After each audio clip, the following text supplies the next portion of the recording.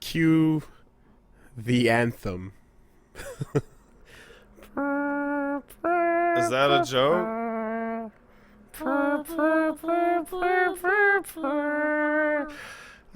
You're gonna have lots of time to get through that anthem in both languages and the bilingual one as you wait on that loading screen. I'll tell you what. All right. So, I'm gonna go first because I played. yeah, I think you should go first. I played very little of it. I think you have a few sentences worth of thoughts, maybe even 5.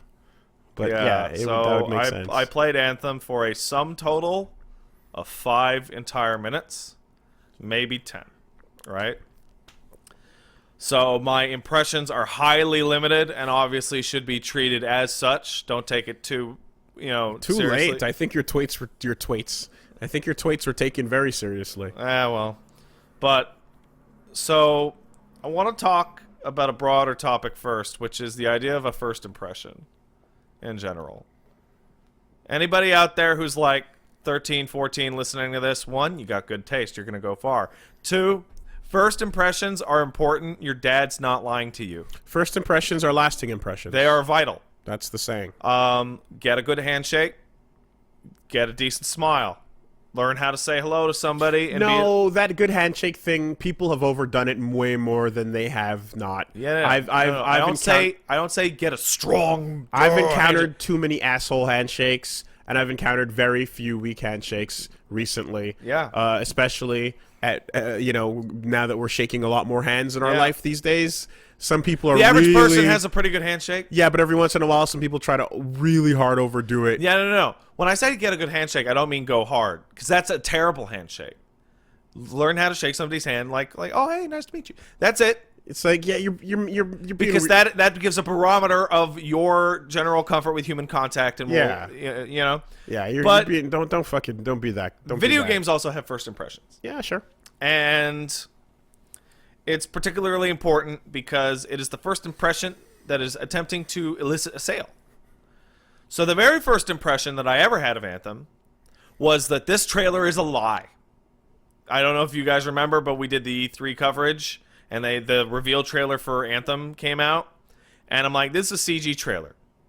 And they were like, no, it's real. By the way, that was totally a CG trailer. Especially if you play the game or watch footage, like, that was complete nonsense fakery. I remember because my impression was, Iron Man. Yeah, right? Now, that part's realistic. It was a concept thing, but they told us it was real game and whatever. All right, so download the Anthem on the Origin. That's actually strike 1, which is not fair to the game, I will admit. You went straight to PC. Yeah, of course. Okay, but you know what? We have to have this is a second conversation afterwards. But every time I go like, yo, I'm gonna take a look at this game, I don't know what fucking platform to get it on. Right. That's the end of this conversation is gonna segue perfectly into that. Holy shit! Because I have a whole little plan in my head. So I go Origin. Okay, that's actually kind of not fair to the game part, but yeah, Origin strike 1. Right. Mm-hmm. Load it up. First thing that happens, loads in on the wrong monitor, and I can't change it. Okay. Have to start the game, start to load into the game, go into the menus. Now I can change my monitor. Okay. All right. I'm in a hub. It runs bad. Like, stuttery, and it feels unoptimized, and it's like, I'm throwing a fucking Titan Pascal at this. It's the second most powerful, thing. Like, this should be cake. Okay, well. Did you attempt any? I futzed with the settings. I couldn't get anything realistically to run how in my mind it should have run. Okay, all right. I'm gonna walk over to the robot that you get into. You walk into the square. Mm-hmm. That's a cool animation. Mm-hmm. And all I can think of is like, this is taking me a while to get to the robot. This is going to be possibly very annoying when I'm just hopping in and out of missions, but, whatever. Hop into the robot, get into the mission screen. I actually cannot figure out how to start the mission for a good bit. I thought I was the stupidest fucker in the world, only to have other people point out the same thing to me unprompted. The menus that I was dealing with are just poor UI's overall. The menus is bad. Load into the game and go, okay, got to jump, got to melee. Okay, you use abilities, the cooldown.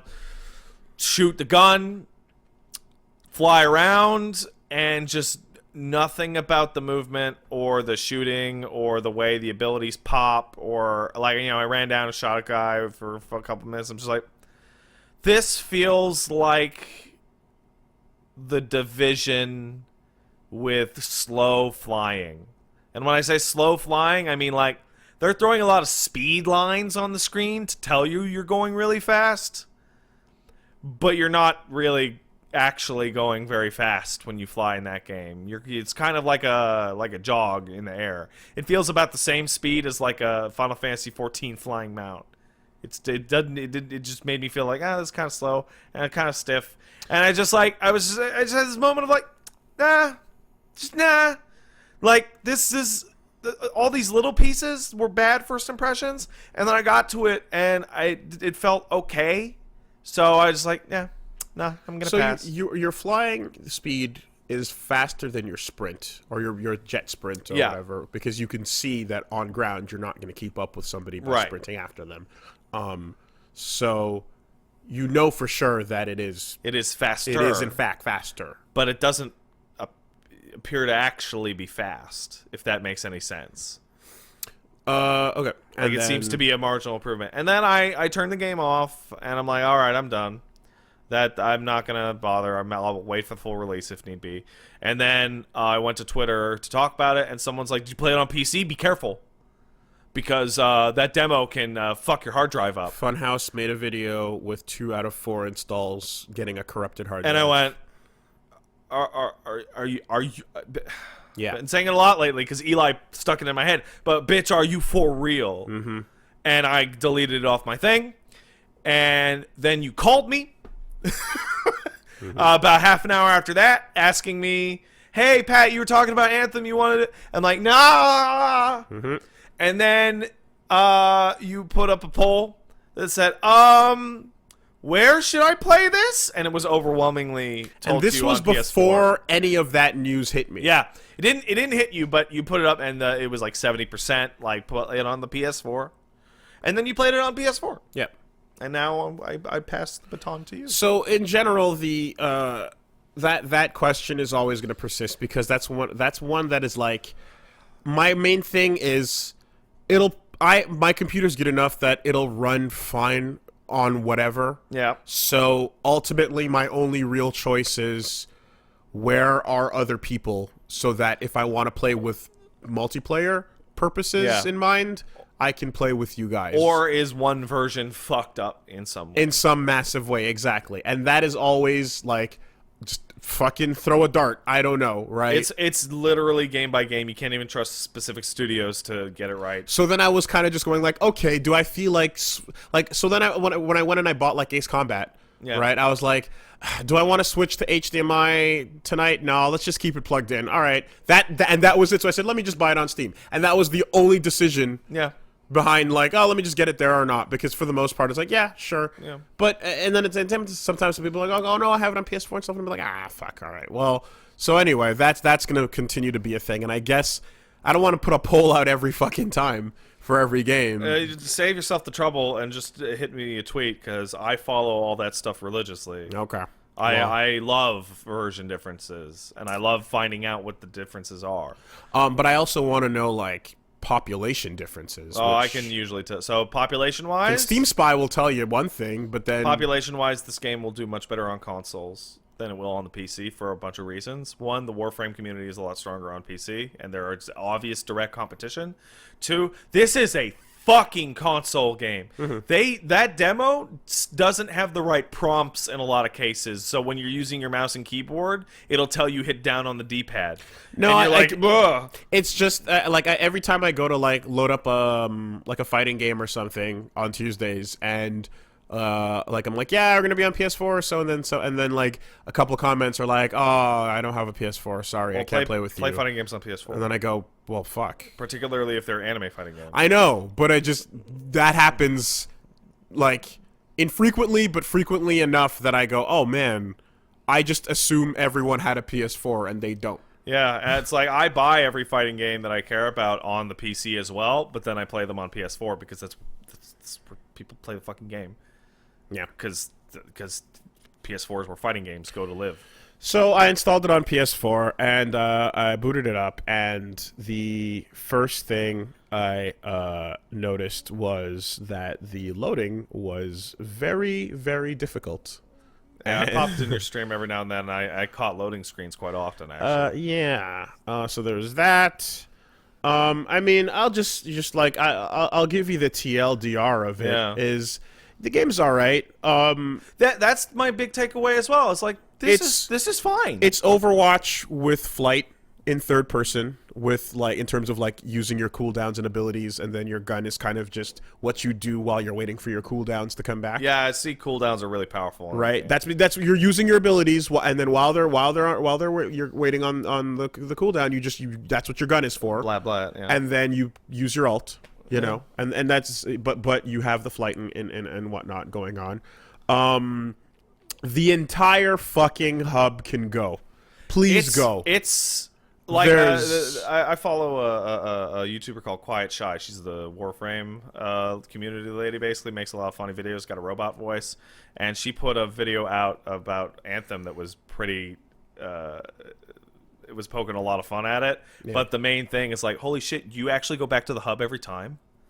That's insane. So that's fucking crazy. Thankfully, it seems like you can run. And if it seems like I heard that there's a rumor that sprinting will be in the final build for the hub. Yeah, and two, from the getting into the javelin, you can then go to the forge, which is all I'm ever gonna need. Sure, but like right? But then you have to get out to go do your cutscene. Like I saw to go talk to your timer guy. On it. It's like Warframe and Destiny are the two games that are obviously going to be compared here, and those are 10 seconds to get into a mission from the menu. Like and here it's like it took me a minute plus to find the fucking javelin. So yeah, and I was like, what the?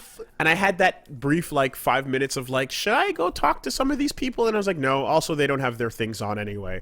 But then then the cutscenes kind of started, and I went, oh no, I don't want any of this. I just want to feel the robot. Yeah. And that was another thing too, was the way the tutorial kind of came at you was just a bunch of paragraphs that were just like, oh my god, like this is not. Let me just get hands-on right now. Yeah. You know, this is really important. So, so that entire hub can just fucking go. Just it is the walking around Abstergo, I guess. Yeah. Right. In a game that you're supposed to be mission. Right. And it's like, come on, that's no. Once you're in game, I found that I was fine with the feel of it. I thought it was doing what I expected of it, and that was cool. A flight. I really grew to enjoy, and in particular, I will say this: like, so you gave that a little brief spin, and then that was the end of it, right? When you unlock the second javelin, yeah, I did see people saying that Interceptor wasn't their cup of tea. Huge difference between you mean whatever you started as, yeah. Wasn't their cup of tea, and the second one is a lot more fun. So you pick one of three, right? Yeah. And then one is a mage, the other is a heavy, a Hulkbuster, and then the third one is the Interceptor, which is your ninja. Yeah. And so been told the Ranger is your default Iron Man that gives you your Master Chief, generic balance or whatever. Yeah. But everyone was, and it puts them on dome shields, right? Everyone was really heavy saying to me, well, two things. The thing I was getting the most on Twitter was, don't play the game, don't, just stop, abort. And I was like, okay.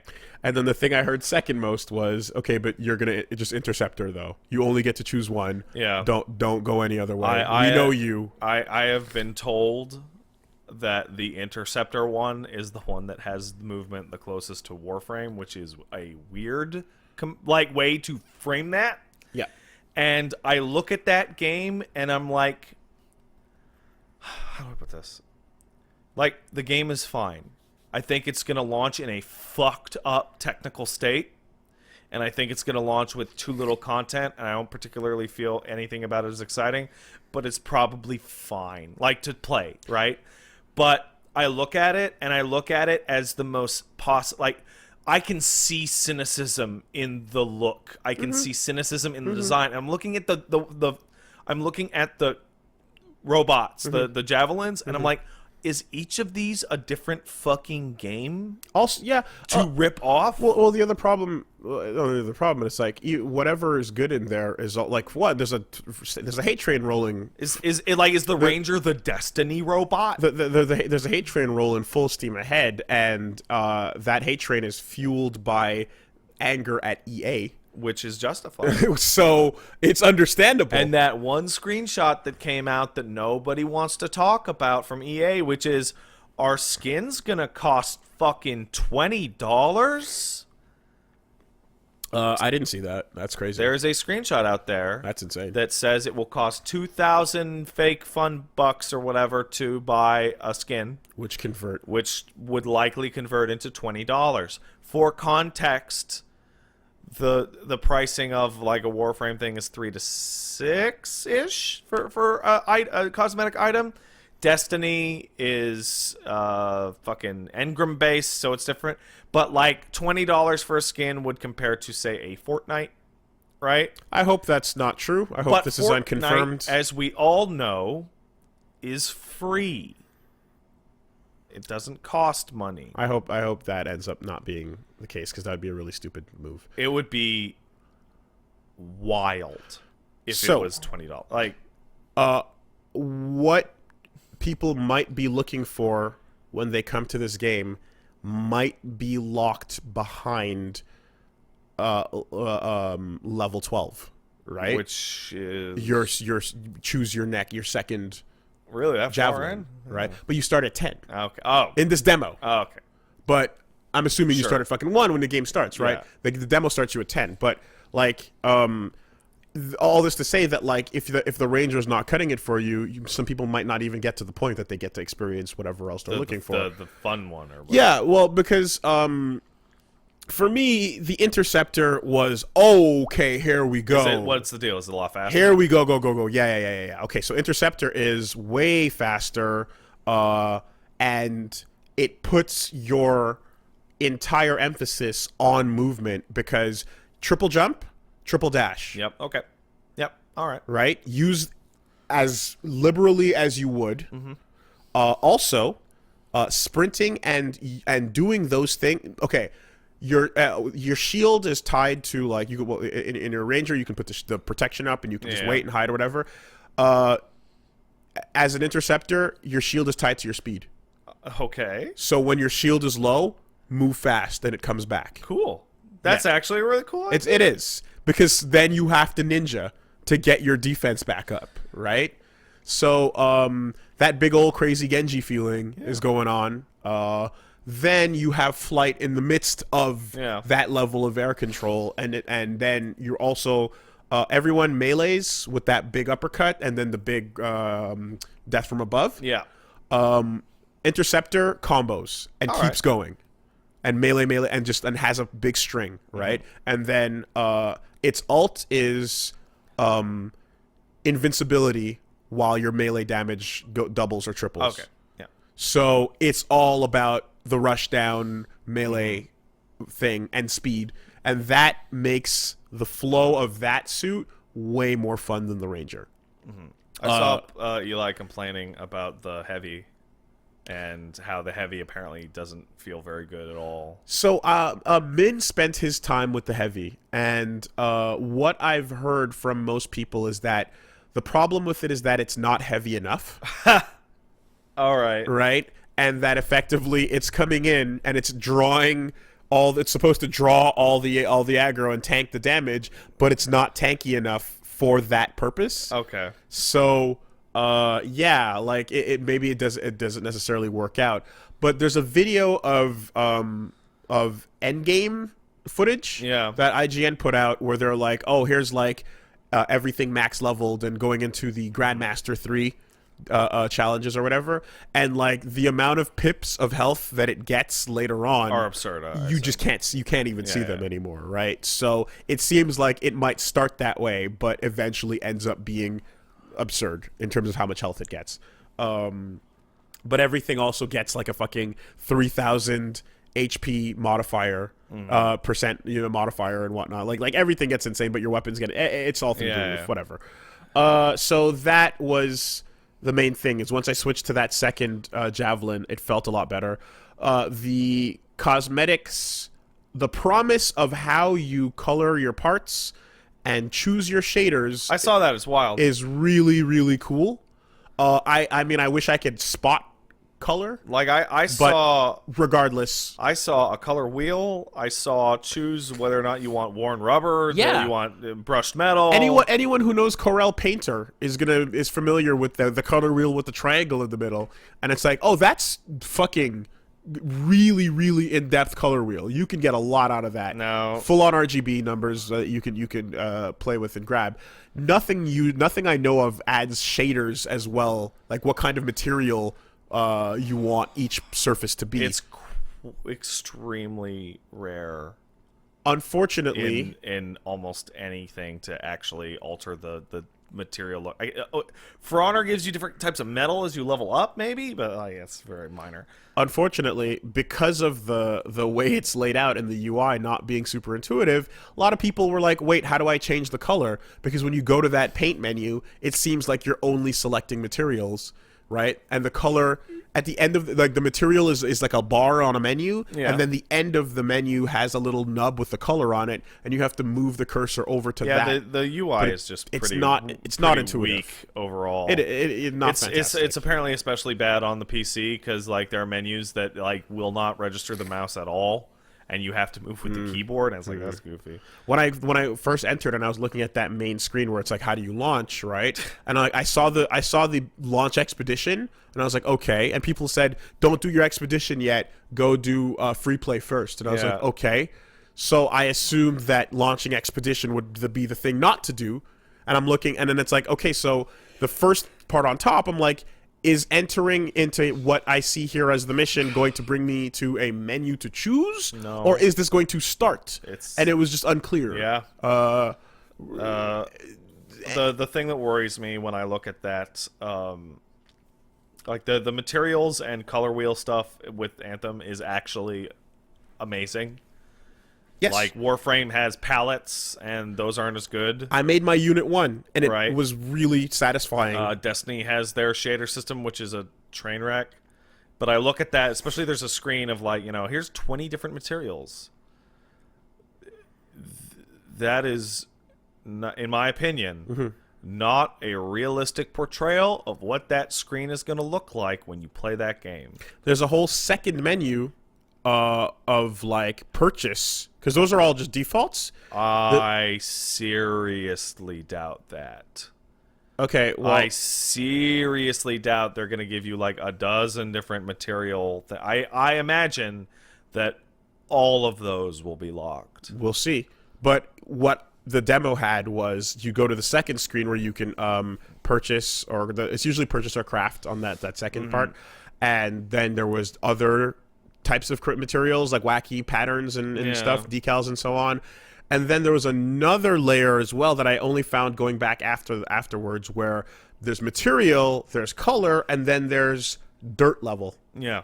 How dirty do you want it to look? Do you want it to look brand new? Do you want it to look normal, like you've had it for a while, used, super busted up, or new but covered in grime? Yeah. And like, so that's a whole other level as well. So like, yeah, the level of javelin customization I'm very satisfied with.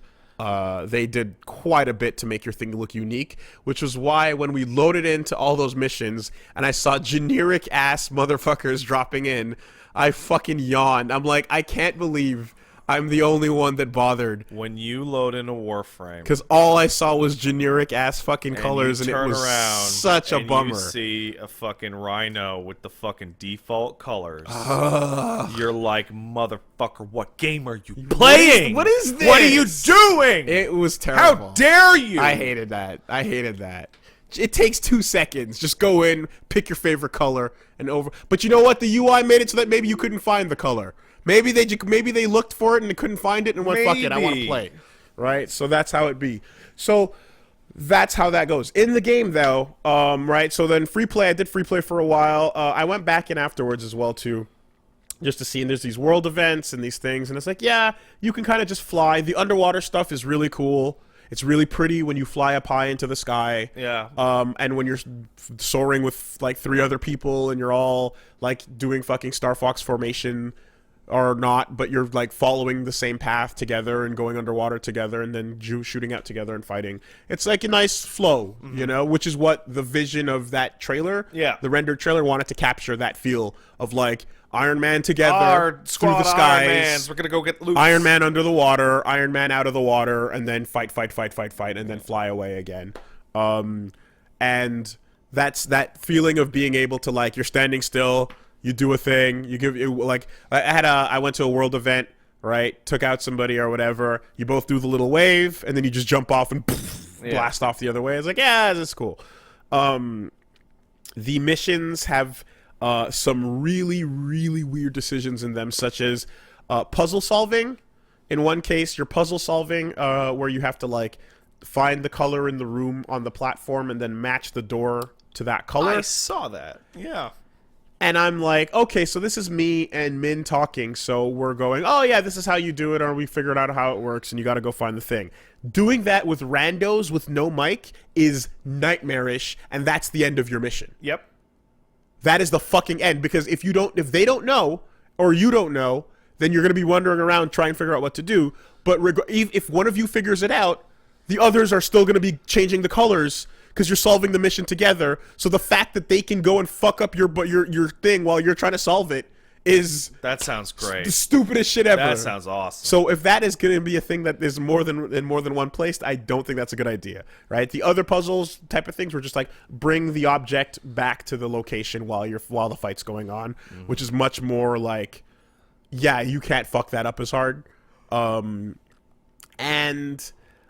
Then you have your big fucking boss fight. Oh, I saw this. Yeah, where you do the big old boss. I fought.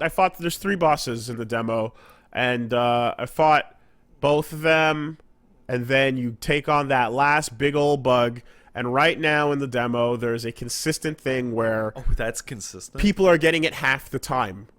It's like a 50-50 shot of you getting probably within 5 minutes of a fight that lasts like 40. Yeah. And then you get disconnected. And fuck you. Right? So you fucking get disconnected and you get kicked the fuck out of the mission. The fight itself is really long. Yeah. The mission itself is an hour. Yeah. Altogether. And you just get booted. And that happened to me, and that was the end of that. And Min warned me that it might happen because it happened to him before and it happened to his brother. And everyone else said, yep, this is what occurs. I was like, do I lose everything? And then people said, no. The next time you go into a sortie, you then come back to the hub, the super broken menu that feeds you that tells you what you get or whatever will give you all the pickups you've picked up in the meantime. Right. So you get everything up to that point. But to me, that happening in a live scenario means I'm putting the video game down for a while. I'd like to add some context with its contemporaries here. So that happens, right? In Destiny, there was a long-standing bug in which... Sortie, yes, sortie. Sortie, yeah. It's a sortie, whatever. C'est le mot français. What, are you going to tell me it's sortie? You have some other weird English pronunciation of sortie? In English, it's sortie. So really? Yeah. Well, guess what? It's a fucking French word, and it's pronounced like this. sortie. Oh, no. Don't come at me over this shit. All right. So, Destiny 2, when you ran the raid would take a while. Take 3 to 6 hours. It's a fucking long-ass thing, right? It had a consistent bug that was maddening that would just, one of your 6 guys would just not respawn.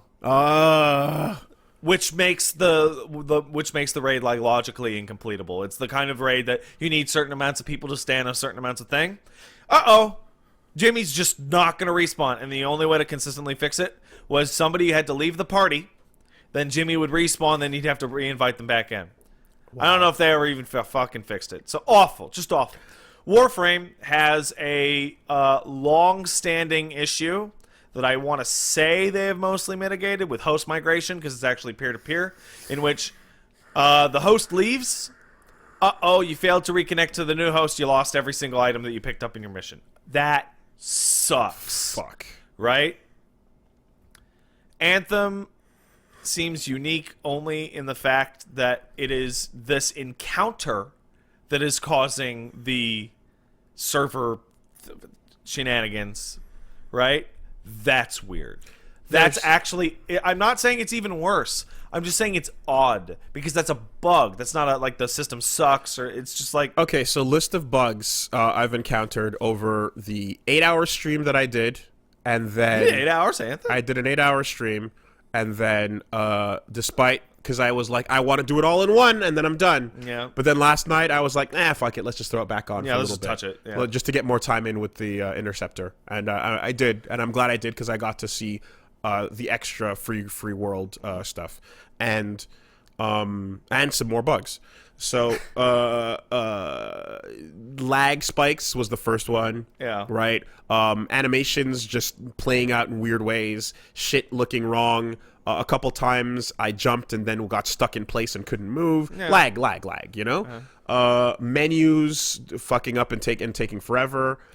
Super duper long loading. That can also be latency. Yes, perhaps. The fact that I was streaming is a possible contributor. I would mention... because I'm streaming a lot now, I would not say that streaming in terms of your overall internet use should be a factor in games, because with us streaming, we still have faster internet than the vast majority of people that are going to be playing the game. The thing is that it's usually not a problem. So, like, Min said it might be, and I was like, okay, I'm willing to believe that, but in most games, it's not an issue. I would say that it's likely not. And I think that if your netcode is solid, therefore it wouldn't be, right? If your netcode is solid. Yeah.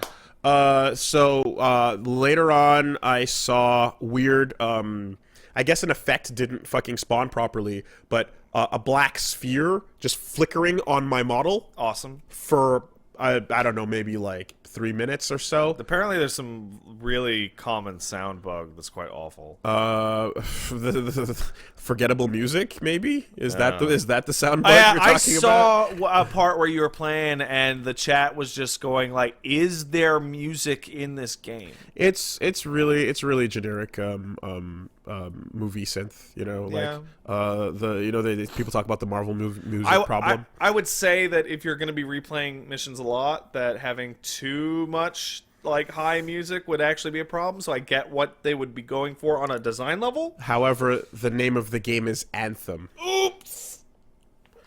There is a cool thing a system that I learned about a little bit more later, which is combos. Yeah. And the fact that you can use abilities into melee, and then if somebody else is doing something, you can work together and whatnot. Yeah, so, I remember hearing something about priming a target. So for example, one of the abilities you get with Interceptor is a lock-on that makes one target take 33% more damage. Yeah.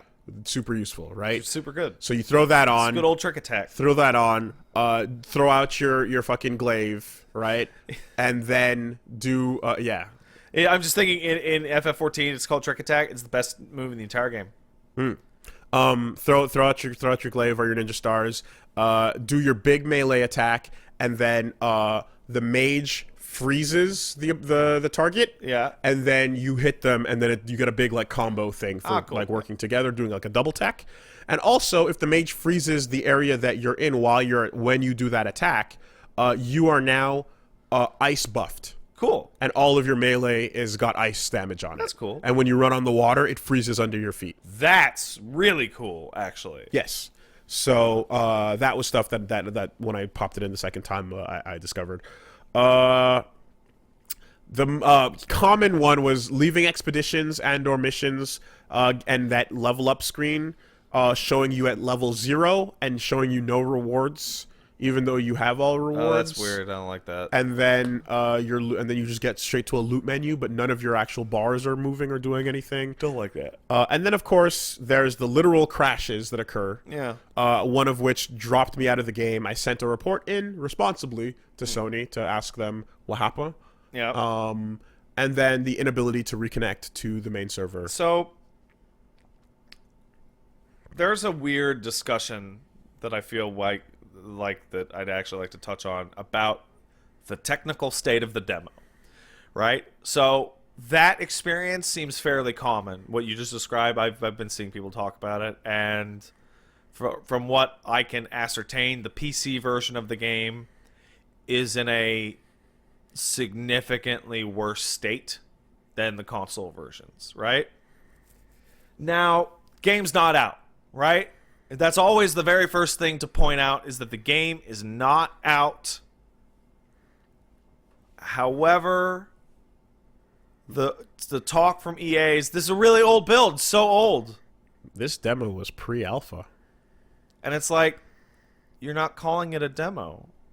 Sorry, you're not calling it a beta. No, it's called a demo. It's a demo. This is a demonstration of what you think this game has in terms of value to entice me to buy it. And that distinction is relatively important. And that's why me and you and everybody gets all up our own asses when they call what are obviously demos betas and so on and so forth, right? You felt this demo was an appropriate representation of the game. So it is fair to criticize the fact that it's fucking falling apart and that the game comes out in 2 weeks. The way that stream ended is, like, I don't care how good things feel. That spirit crusher makes me put the controller down and walk away from the game for a while. Yeah. I mean, it might just be me, but like that feeling is like that's the lost save feeling. It's just the feeling of, oh my god, I finally got that drop, but due to some insane bug, they'll roll your server back an hour, and you're like, I can't believe whatever. Yeah, and I don't usually play games with rare and uncommon items. No, it's you know what I mean. That's very much not my way exactly. So, but like obviously the potential is there, and in a world where all of those issues don't exist, and that hub has a sprint, or it's just, or you can hit start and hit fast travel to any particular person, for example, where I can just spend as much time as I need to in the world itself and use that. And you know what? When the expedition's over, it says where do you want to travel to, right? And right now it says, and it's pointing to the hub. Maybe that menu will be expanded to be other map locations, so you can go from Monster Hunter, for example, map to map. Yeah. Right? If you can do that, then you've got yourself a game with potential. You've got yourself something solid there. And I hope that, I don't know how many javelins are going to be in the final. 4. Okay. Well, then I guess DLC will roll out and bring you your... No. It's going to. They have expanded on what the DLC plans are. And this is where... So I feel like, can you toss the baton back to me? Because I want to talk about live services. Right? This is a live service game. Right? Well, that means that, I mean, it's going to be updated, right? The current state of what's actually in the game appears to be little in terms of things to play. And that's important because these are the types of games that... I'm coming off Destiny, a game that I play 2-3 days a week, for example. Not me, but I'm talking about Phantom Person. Now I'm going to play Anthem 2-3 days... Oh, wait, there's not enough in Anthem. Well, they've announced we're going to do Cataclysms that change the world map. Okay? What are those? I don't know.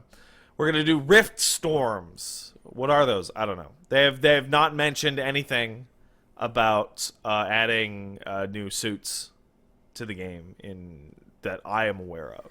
So then that means they will, and it'll be Season 2. Well, they've said that all game updates to the game will be free, that the game will be monetizing itself purely through cosmetics.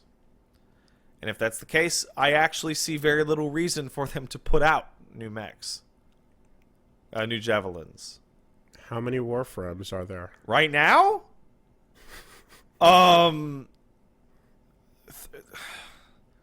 37, and they just announced 2 more? Now, granted, Warframe's 5 years old, and you can buy those fucking things for, I don't know, like $20 each. The difference is that you can also earn them. And here's the rub, right? Warframe has a relatively complicated in-game economy, right? That I think most people would say is fine. Destiny only has for most stuff. You hit the raid, you get your drops, whatever, and then you have your fucked up microtransaction thing for cosmetics. Nobody knows what the fuck EA is gonna charge, so you can get everything in game as well with in-game currency. But how much, and how long, and how Yeah. And this is where I would say you take the perception of responsibility, not responsibility, of power away from BioWare, and then you start thinking about you're dealing with EA goosing their numbers, and it's like Digital Extremes is an indie company that I think has treated their customers with class. What does a move list on an average Warframe look like again? Move list, they have 4 abilities. Okay. Yeah. So it's actually comparable. It is very comparable, Wooly. Mm-hmm. It is suspiciously comparable, I would say. It is. Oh, by the way, it's 1, 2, 3 and an alt. Mm-hmm. And I think Destiny and Bungie and the way they've run that microtransaction store has been ugly and bad and has damaged the game. And that's fucking Activision, let alone EA, who was responsible for that Star Wars Battlefront shit. So I think some fucking trepidation about how that game's gonna actually work with the with the item part of it, Yes. is appropriate. I think is very appropriate. And I think the fact that it's gonna run on Origin on the PC, and it will also tie in Origin a little bit on consoles, and worrying about that is also appropriate because Origin sucks. And I think that worrying about the fact that they released a demo that DDoSed Origin into crashing is appropriate. That's fucked that happened. We'll see the state that this launches in. I would say that if the game is coming out in 2.5 weeks, Yeah. knowing the way QA works. Yeah, you would know better than anybody. But here's the thing: if they literally said this is an old build, Yeah, they said it's a couple weeks old. then the things you need to fix for that rolling start, if you're dealing with the most critical issues, it's those crashes and those drops and those latency issues and that server hit hammering, which means the smaller, more annoying, little annoying things are not going to get addressed until way after. Like changes to the hub design, for example. That's a while. So that day one patch is going to get it into not tip-top shape. Tip-top shape is not going to happen for a minute. It's really weird to me because I look at this game and I said it before, but it feels very cynically made. It very much feels like it wants to appeal to everyone, and I don't find so. I find I say that as somebody who has played to a degree all of the live service games that this takes influence from, right? I have played a lot of Destiny, I play a lot of Warframe, and I dabbled in the Division, and I see a lot of those games in this. A lot of it. So there was a weird time when Overwatch was first coming out where it was like, Blizzard's getting into the hero shooter genre? What? Okay. That's a weird choice. Why are you not doing a mouse clicky game? Yeah. With the mouse clicks. That's your thing. You like that. And then they're like, no, we're doing this. And it's like, oh, okay. And then they did it. And then it's their fucking thing now, right? This feels like... BioWare, your thing is the Mass Effect. Uh-oh. Yeah. Okay, well, what's another thing we can... Oh, this game, by the way, is clearly built off of Andromeda's skeleton. So this feels like we gotta find another thing, and let's try this out. Yeah. Because if this works... And Mass Effect 3's multiplayer, which people liked. Yes, but it's like, if this works, then this can last. Sure. There's no... Like whatever that story ends, who gives a fuck? People are still online playing in this world, doing stuff, and you can warframe it. You can keep I think back, the legs going for a long time. I think back to when this game started development was when Destiny was hot, and that's Activision's baby. And then Warframe got really, really popular 2 years ago-ish. And, you know, I see it. Like, I see the little pieces. And Division apparently got better. And people are really excited for Division 2. And I look at it, it's like, it's the MMO thing with live services, right? Because live services are pseudo MMOs, right? There already exist winners and losers in this space. For Here the Mighty rule? Well, kinda. But, like, who is this one for, right? I can't see many people coming off Warframe to play this for a lot of reasons, not because it's better or worse, but because the reason, and Destiny players, apparently that new expansion is turning the game around. You know, and there was a board meeting, and there was a gas leak in the board meeting. Yeah. And it was a gas leak. Yeah, I look at it and I go, if I was playing Destiny and enjoying Destiny, right? Okay. Why would I go? And this is a specific issue to live services games, Wolves. I'll use a fighting game analogy, right?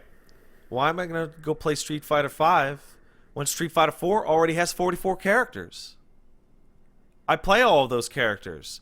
So in fighting games, you don't. You don't actually play all those characters. In a live service game, you totally do. The amount of built-up content over the years matters, right? The fact that you look at MMOs and they have like a decade, like WoW has a decade worth of fucking content now, right? You look at 14, it has 3-4 years of expansions and story. You look at Warframe, they have all the missions and all those story shit. You look at Destiny, they have the expansion, they have all the multiple raids, all that. And then you go, okay, here's your new live service game, Anthem, right? It will start with much, much less to do in that game by default because it can't have as much as the ones that have been around for years, right? So the thing is like, oh, I'm going to start playing Anthem because it feels amazing, or I love what they're doing with the thing, or, you know, whatever.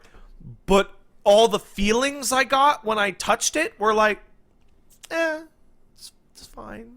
So two things. One, games as a service is a gamble, but it's a gamble that fucking pays off. And when it pays off, yeah. It pays off big, yeah. And it pays off for a while. So obviously, why not take that gamble in that direction? direction? They're MMOs now. And two, money-wise, I mean. Warframe itself is proof that you can have a rough start and on the tail end bring it back around. Okay, I know I sound like a broken record on this, but it's important. Warframe is free. Yes. But just saying, that's the important part. But what I'm saying is what they're likely saying internally, yeah, especially is games as a service, huge payoff, rough start, we can fix it, and eventually, like when things are tightened up and whatnot, people can come over. Like with these games, like with Destiny, so let me give you a really, because Destiny's not free to play. Let me give you a really good example that uses the two games you talked about, right? Every single person that I know that plays Warframe played Warframe at some point back in 2015 when it launched, or came out on PS4. That version of the game, or 2014, whatever. That version of the game bears almost no resemblance to the game that exists now, and it was fucked up and it sucked. Yep. But you downloaded the demo and you played it for an afternoon and you went, that sucks. And you moved on. Yep. No harm, no foul. Yep. So when people were like, yo, Warframe's the shit. You're like, really? Is it? What? Right? Yep. Now let's look at Destiny. Destiny came out and parts of that game were fucked up. Still pretty good, but parts of it were fucked up. And then over a long period of time, they improved it. Destiny 1 ends up in a really cool state. Everybody loves it. Right? Yep. Destiny 2 comes out, and it is fucked up. Yep. But I bought Destiny 1 and went through this song and dance before, and I felt like ripped off for a year. Mm-hmm. And now I'm getting these DLCs that cost $15, and they're bad. Mm-hmm. Those are different feelings. Those are very different willingnesses to go back in and spend money. And you can burn bridges when you charge money Or that you don't when things are free. Yes. Or you can learn from the past and possibly just let this do the Destiny 1 thing. Yeah. And then not make have that sequel mistake happen. And you know what? It's like Destiny 2, to my knowledge, from what people told me, that Forsaken expansion really improved a bunch of stuff. They're working really hard on the game. But in Destiny's example, it's actually wild because it's like it is the exact same development path the first game went through. Where it's like, and everyone's thing of like, why didn't you just continue on from the first game? Why did you revert all these things? And now you're having to revert the reversions back to the way it used to be. But if there's eventually the It's Good Now patch a year from now, that will probably like make the rounds enough for people who did buy it to go, all right, pop it in, download the update. It's free. I can see the difference. Oh, hey, maybe there's stuff All here. right, so This is probably what they're thinking. let me tell you about the It's Good Now patch. Mm-hmm. Every patch is the It's Good Now patch. How do you mean? Every single game that releases in this kind of state, any kind of state, any variation of every game we have talked about, every single significant update is the one that people are going to come out of the woodworks and say, oh, dude, this is the one. Yeah, but this is the really good one. But people are full of shit. There's clearly one patch that matters when you talk about No Man's Sky. Now, between you and me, and between people who have played a bunch of these and aren't like frothing at it and have some perspective, absolutely. Like, you look at Warframe, that Plains of Eidolon patch, that was a big fucking deal because they added an open world segment to the game, right? Destiny, that fucking update that added random rolls back into the game, that's a big fucking deal.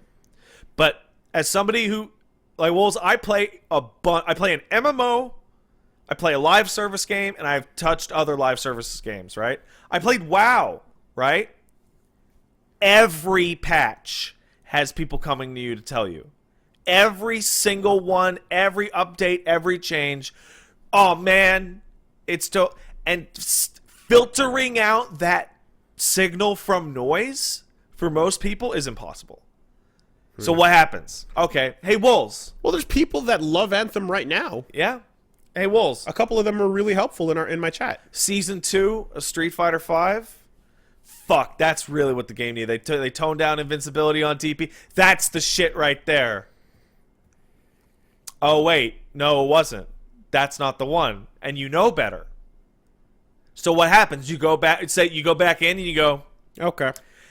And what happens? They go, well, I was told by somebody who seemed like they knew what they were talking about that this was the one. Yeah. But it's not. Yeah. So the next time somebody tells you, even if it's real, you're going to go, I don't know.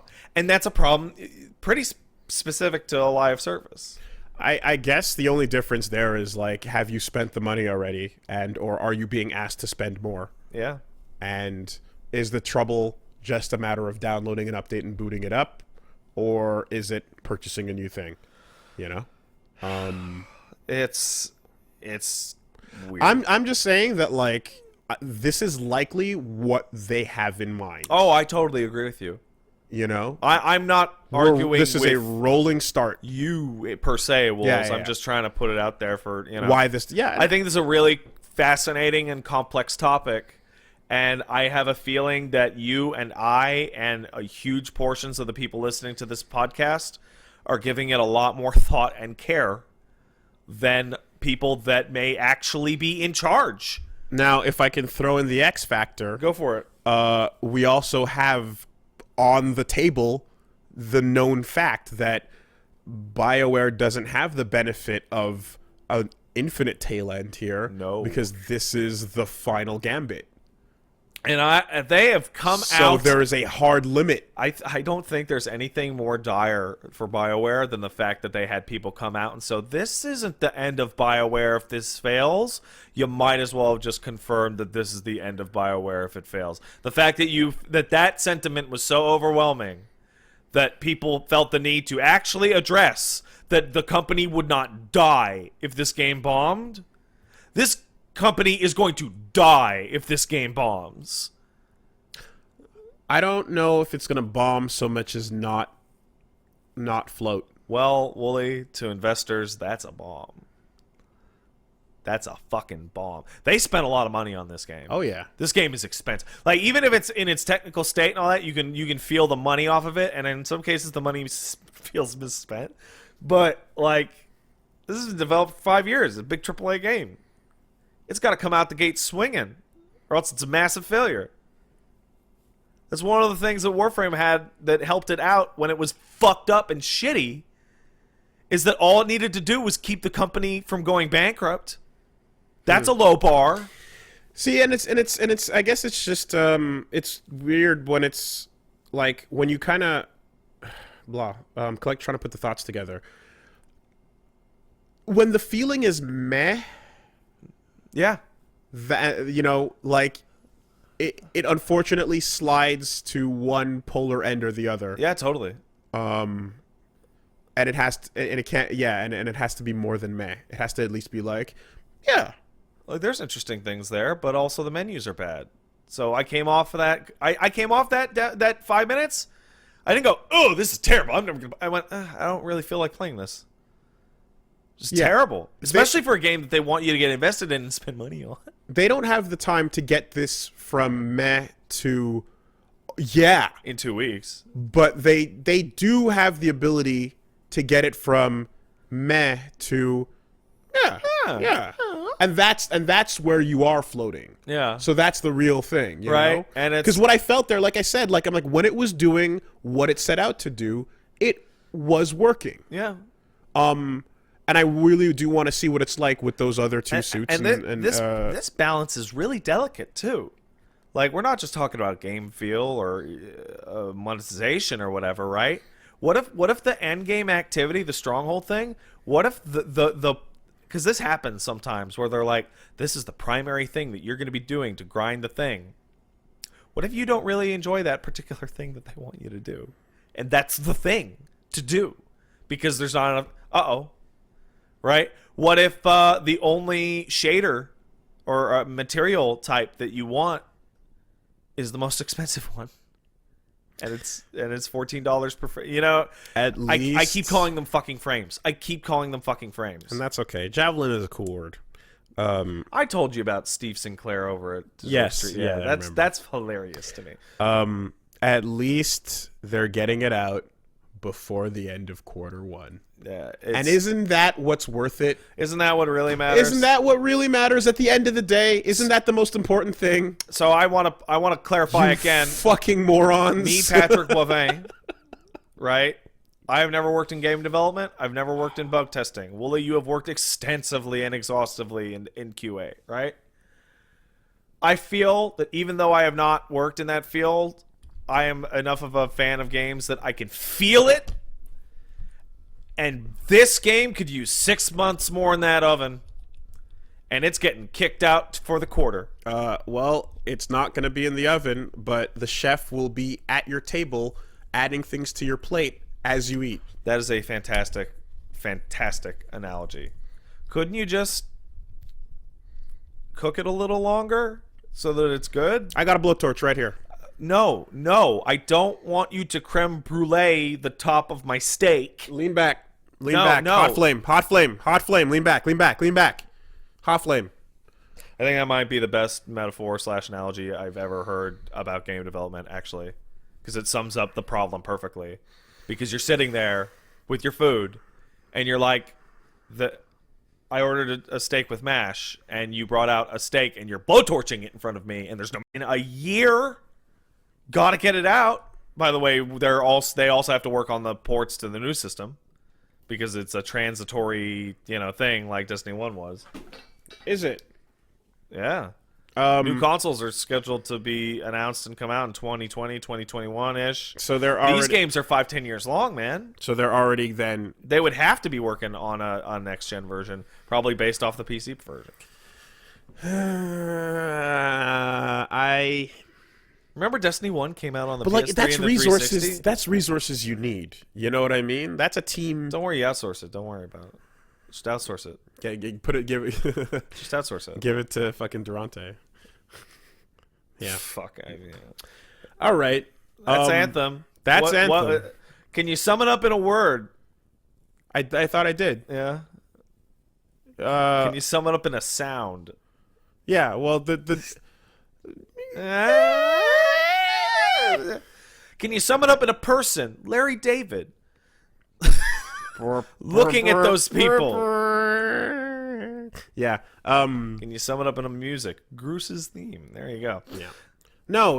Like like I guarantee you that you, if you spent more time, you would have found some fun stuff. I absolutely believe you, and I knew that when I stopped playing it.